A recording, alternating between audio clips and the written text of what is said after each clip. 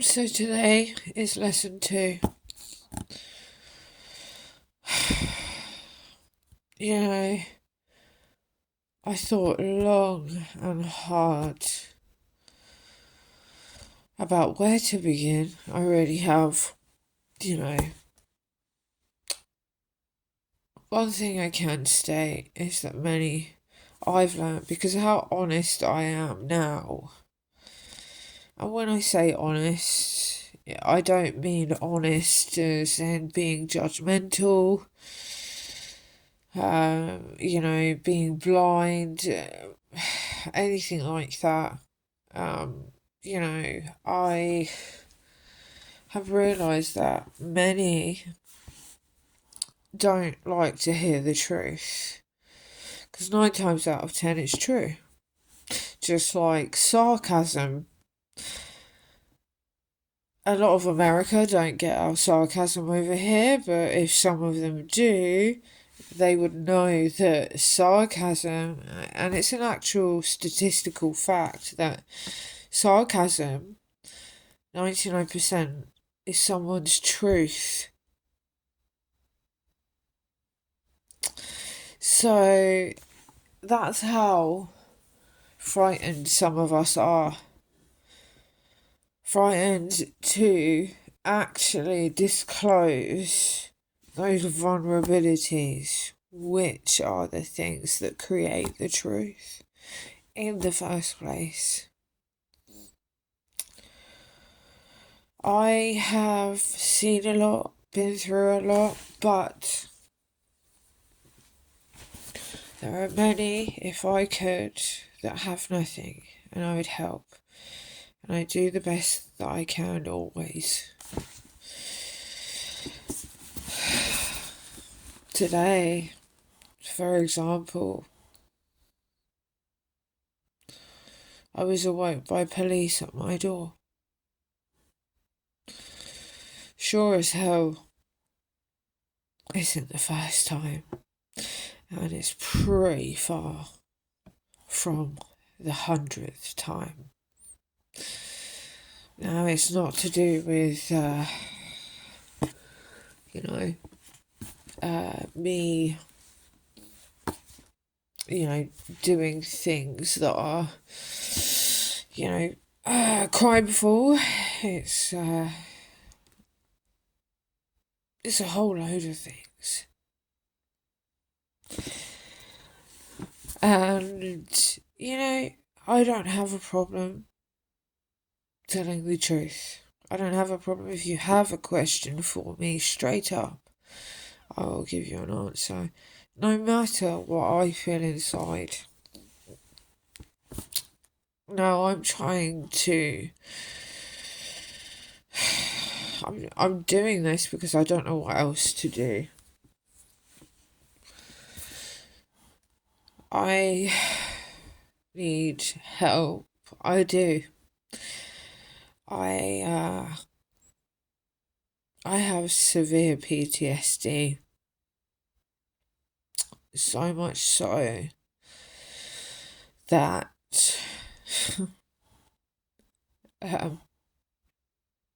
every GP,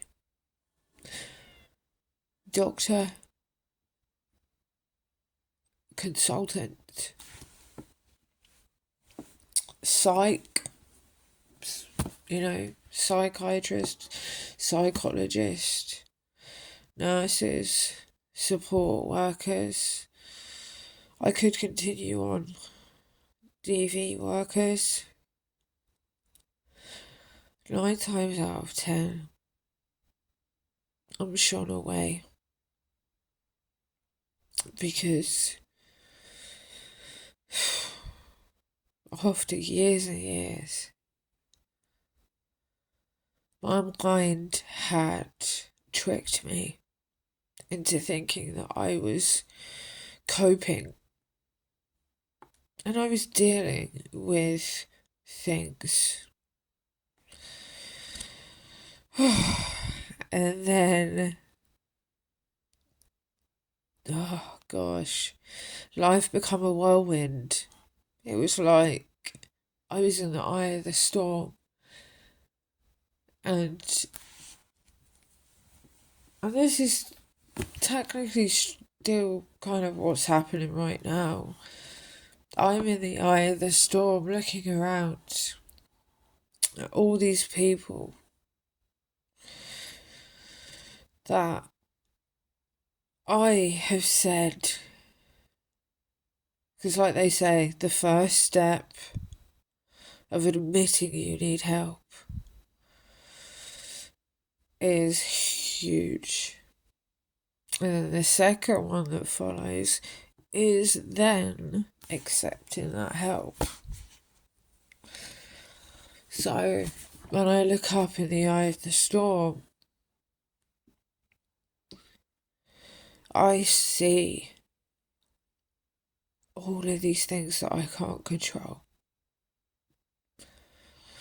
People telling me, but it's out of your control.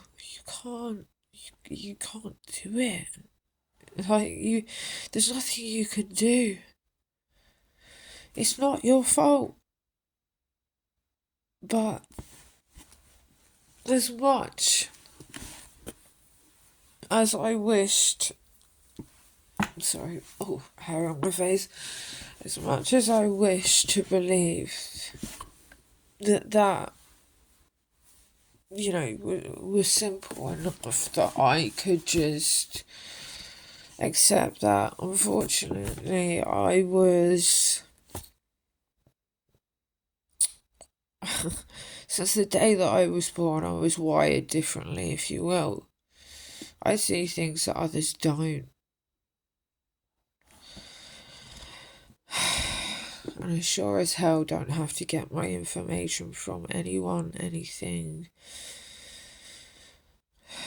All I know is that a lot of people do not realise hair is so powerful.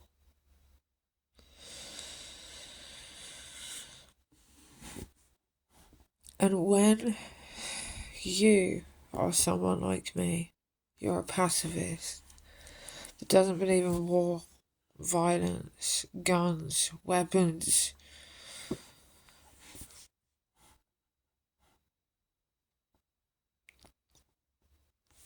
Every single person near enough, millennials.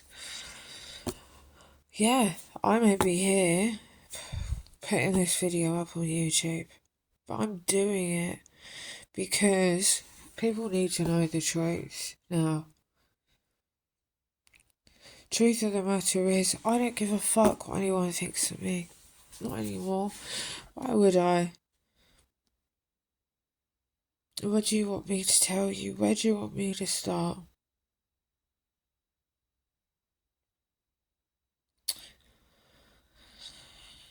I keep myself to myself, mainly, because there are a lot of things that I don't know, they just, they can't be removed. They leave an imprint on the brain. And like I say, I've got very severe PTSD to the point that all these people that are supposed to be able to help me treat me like I don't deserve to breathe. If it isn't bad enough when you feel like you can't breathe, but then your ultimate comes from them confirming that feeling you have. And you're left there wondering why. What did I do? But what I've realised is that a lot of people can't handle the truth. That's what I've realised. That's what I say to you. I mean, I might be teary-eyed right now, but that means fuck all. I haven't even hit home. I'm trying to kind of, I guess you could say, maybe just create an understanding of who I am and who I speak for. Like I was telling the police earlier, everything I do it for my grandfather, who was in World War II, taught me everything I know now. If it wasn't for him, I'd be dead. And I should be dead.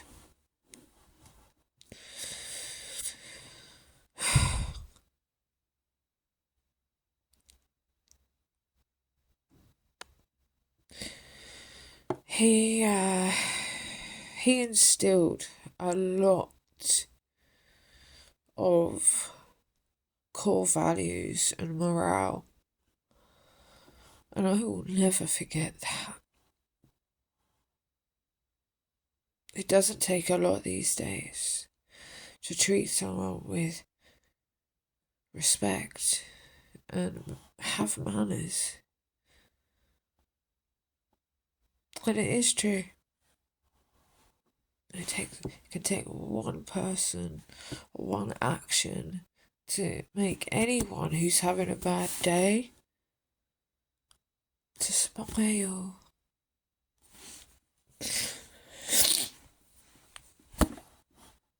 But what I have learned about this generation is that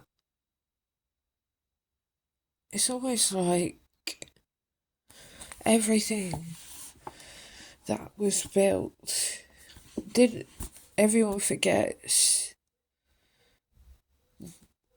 how they got here. You're here because of people like my grandfather that fought. You forget that. And you know what? It hurts that you do. Because these phones, social media, all of it. Back in the day when I was a kid, you didn't have to lock the back door, the front door, whatever. You didn't, not really. When I was little, I remember when we used to have half peas. And we go to the shop and be given £1, and £1 was like fucking £1 million to us kids in this sweet shop. They were good memories, not because of the sweets, but because everybody appreciated what they had. And Christmas, everything would be shut. Everything would be shut. No one would be working. Everyone would be at home, spending time with their loved ones. Not all of this malarkey of gifts. People forget what Christmas really stands for.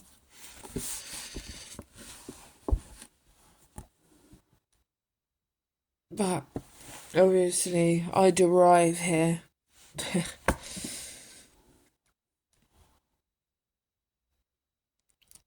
Oh, gosh.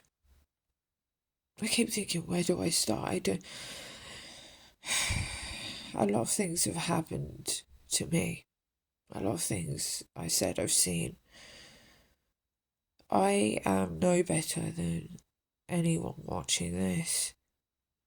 I'm trying to figure out how to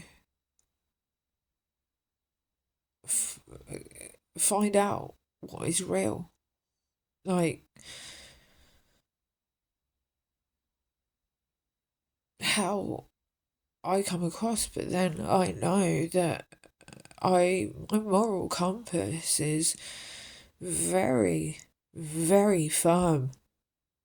There isn't anything I'm not perfect. God damn, I don't even know. I said it in the verse. I don't know why that word was created, because such a thing does not exist.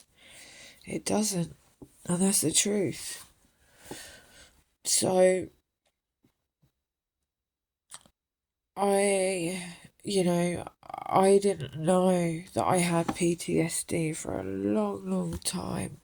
A long time. I was originally diagnosed in about 2015 with a PTSR, which, if you don't know what that is, that basically means it is the reaction of PTSD.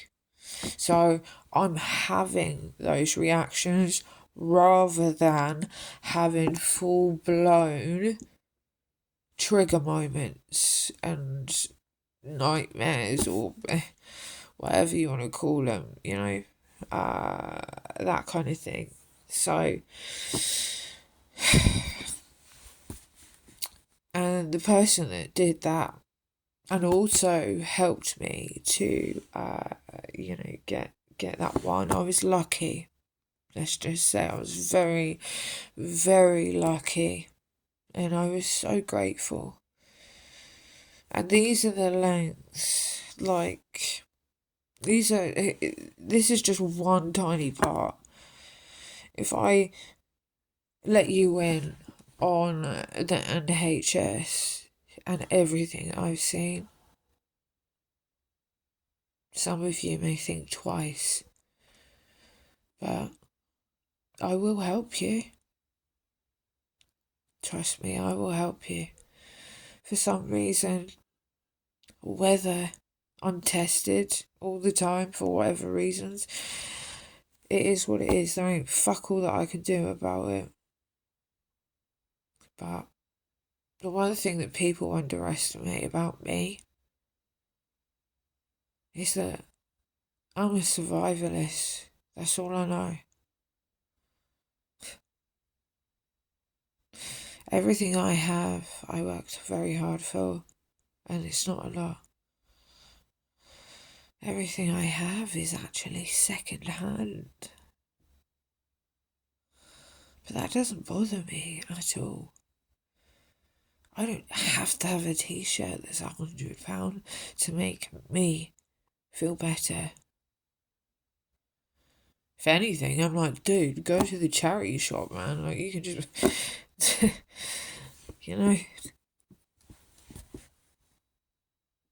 any kind of physical conditions you may have, any kind of mental health conditions that you have, I can tell you many stories.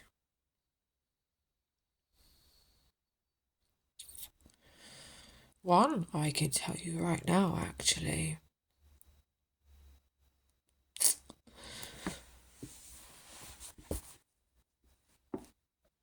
So, the police were here today, knocking on my door, by the way, at 9:30 this morning. And, like I say, it's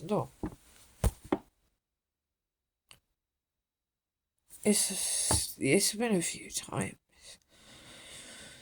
because there have been things happen.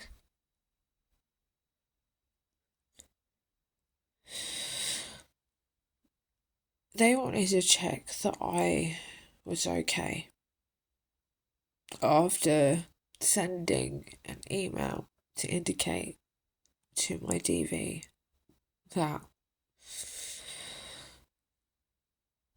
I am getting nowhere. So this is me telling you my truth.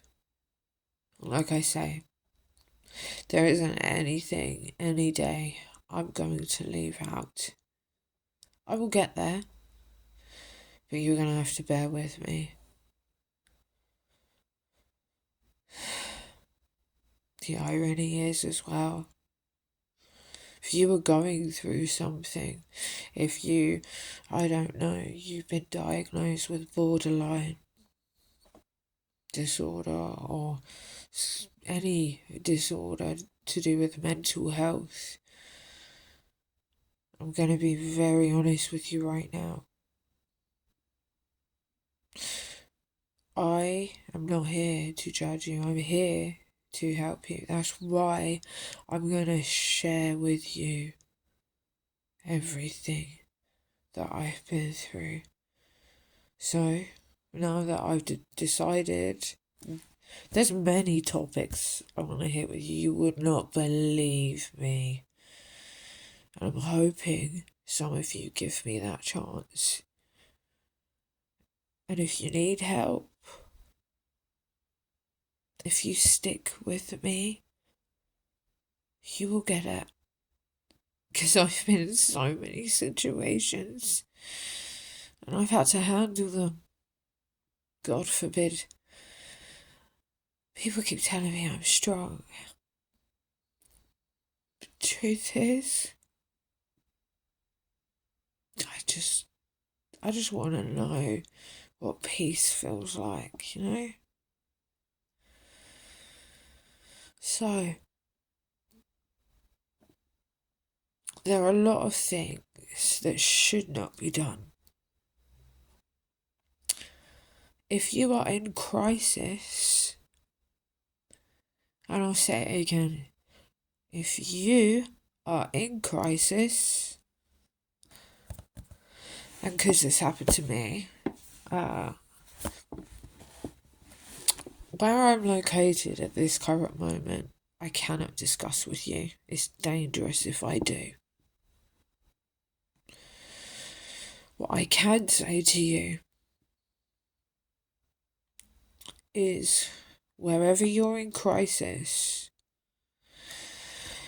there should be people to assist you, okay? They tell you A&E or go to a hub, whatever, you know, pick up the phone, call someone, whatever, right? That's what they say to you. Do you know how many times I've heard that? Do you know how many times people are like, oh gosh, wow, okay. Now that I have full-blown PTSD that actually I didn't know I had for over half of my life, damn.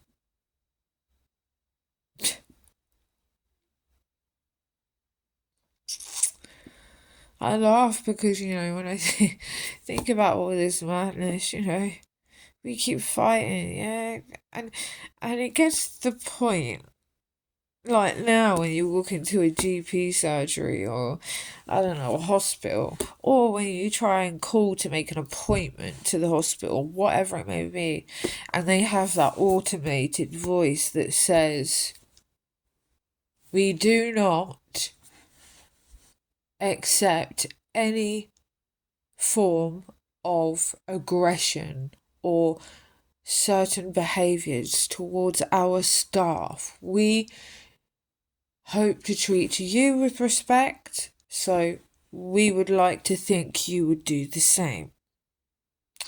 So, if there is any animosity, then your call will be terminated, as there is zero toleration policy.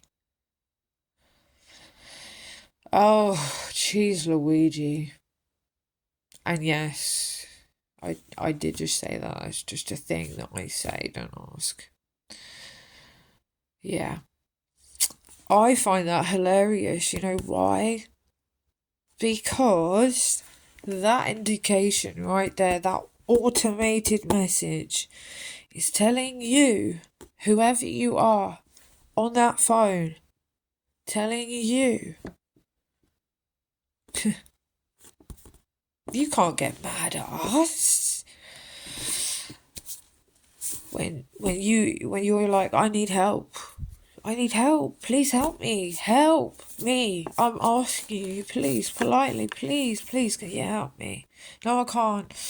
You're gonna have to go over there. Go somewhere else. Whatever. Now, I've already told you I'm an old soul. Very high-strung, old-fashioned morals. That's a fact about me. That will never change. It never has since I was a child. Ever. Now, the irony is this. I don't know if many of you can relate or not, but the irony is this. It's, you call, yeah? You hear that automated message. You roll your eyes and you think, oh God. You know, hey, I got no problem. Someone picks up the phone, yeah? Whoever it is. Okay. Can I, speak to such and such? I have this issue. Please, can you help me? No, we can't help you. We can't do anything. What do you mean you can't help me? Well, we don't deal with that, so you have to go elsewhere. But I was told that you would be able to assist me as, you do what you do. You're with whomever you're... No, we can't help you. So, that little bit that I've just done for you, I don't know how many of you out there deal with that. I deal with that a lot. Not just with this topic. My goodness gracious me. Everything you can think of.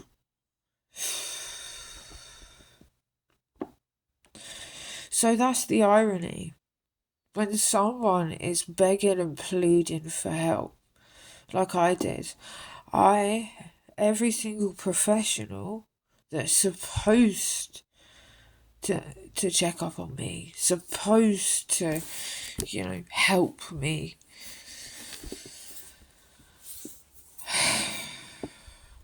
I understand that,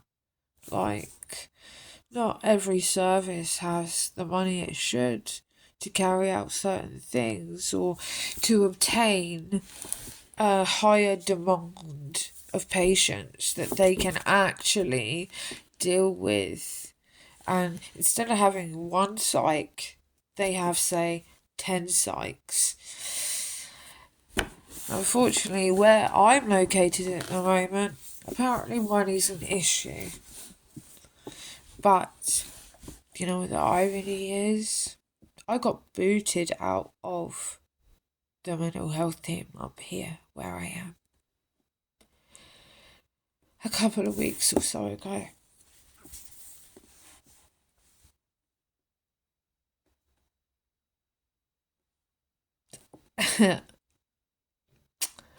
I didn't even do anything. All I did was ask for help. Now, over the years, and the other side of me, I ain't even fucking lying at all. I'm telling you right now. Yeah? My father, he watched me grow up, of course. My mother, the same. Sisters, the same. But after my mother saw me in action, if you will. So, I've been in crisis many times because of certain things, which, like I say, if you bear with me, we're going to go there. But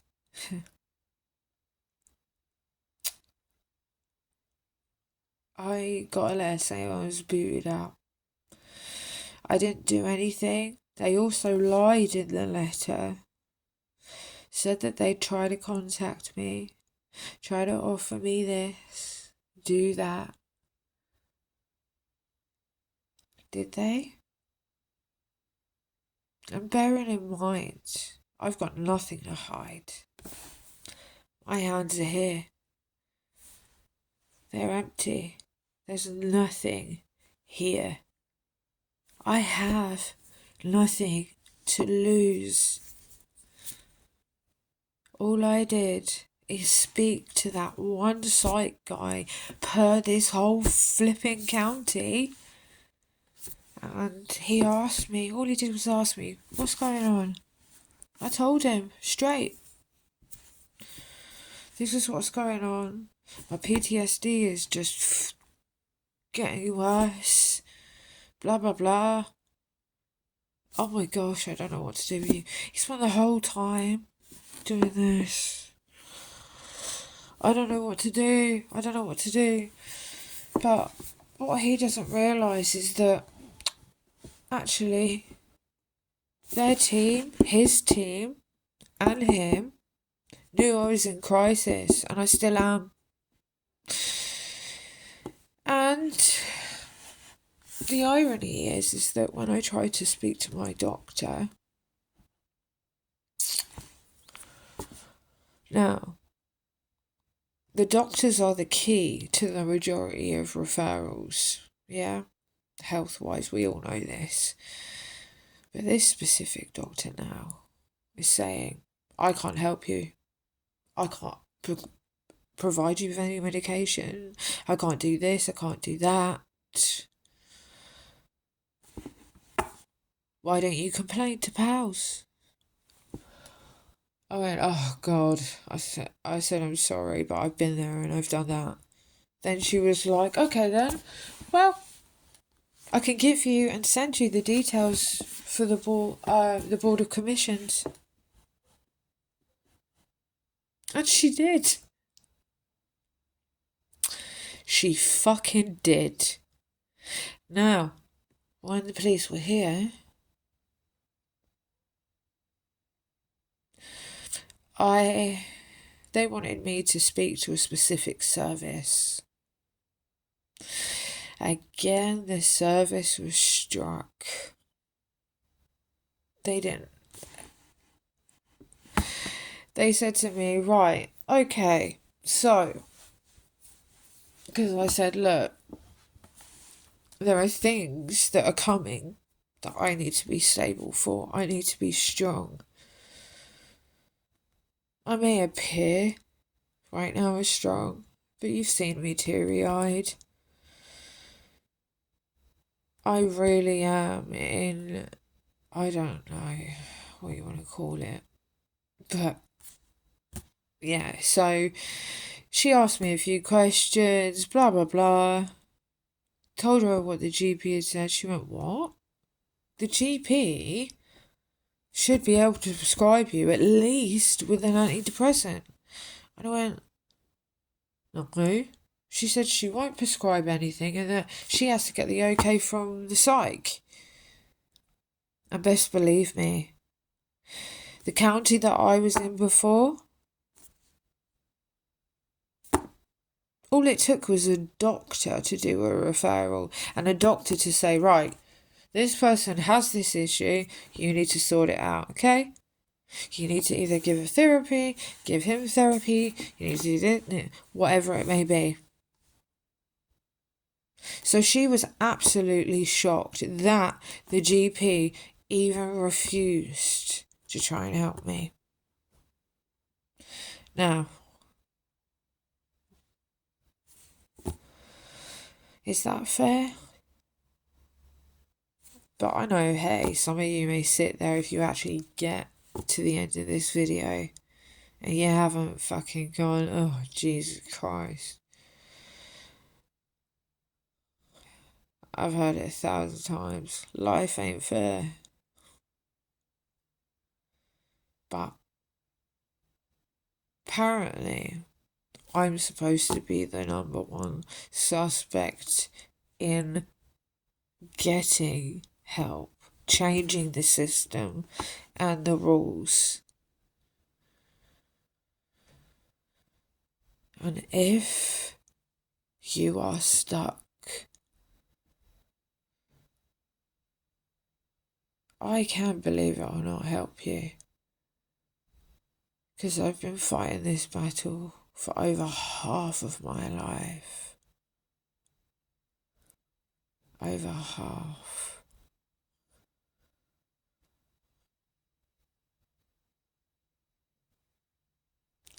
And on that note, I'll leave it here for today on lesson 2.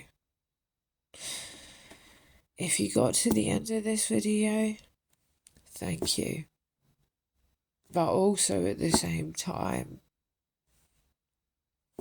any questions, anything like that, you're more than welcome to chat to me. Because believe it or not, I've spoken to people that are way above their bosses, so I can do it, but I can also advise you on certain things.